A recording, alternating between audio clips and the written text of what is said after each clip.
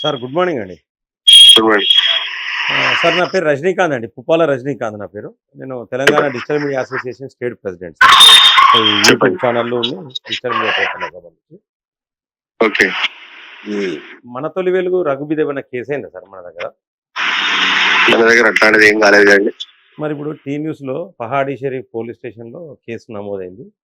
హైడ్రా అధికారులు ఫిర్యాదు చేసిండ్రని చెప్పేసి ఒక వార్త వచ్చింది.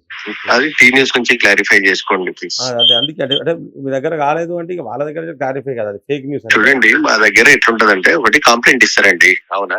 ఓకే. కంప్లైంట్ లో ఇచ్చినప్పుడు పలానా నరేష్ అనే వ్యక్తి, శ్రీనివాస్ అనే వ్యక్తి, ప్రవీణ్ అనే వ్యక్తి డబ్బులు తీసుకున్నారని ఉంది. అవునా?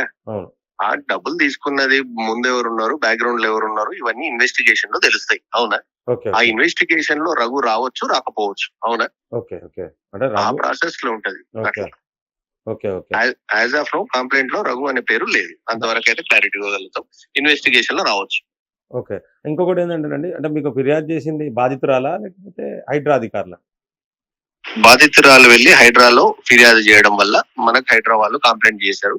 ఓకే. హైడ్రా వాళ్ళు కంప్లైంట్ చేయడానికి రీజన్ ఏంటంటే పబ్లిక్ ఇట్లా హైడ్రాల డబ్బులతో పని అయితే అంటే నమ్మొద్దు అని చెప్పే ఉద్దేశంతో, పబ్లిక్ అవేర్నెస్ రావాలనే ఉద్దేశంతో, హైడ్రాకు చెడ్డ పేరు రావద్దు అనే ఒక ఉద్దేశంతో ఈ కంప్లైంట్ ఇవ్వడం జరిగింది. ఇందులో ఎవరినో రఘుని టార్గెట్ చేసో, నరేష్ ని టార్గెట్ చేసో కాదు.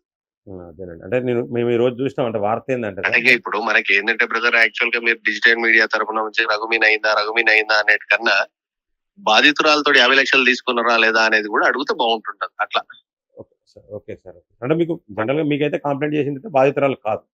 బాధితురాలు హైడ్రాకు కంప్లెయింట్ చేసింది. హైడ్రా అధికారులు. ఇప్పుడు బాధితురాలు కంప్లైంట్ పోలీస్ స్టేషన్ లో చేసినా, హైడ్రాలో చేసినా, మీడియాకు వచ్చి చేసినా బాధితురాలే కదా. ఓకే అండి.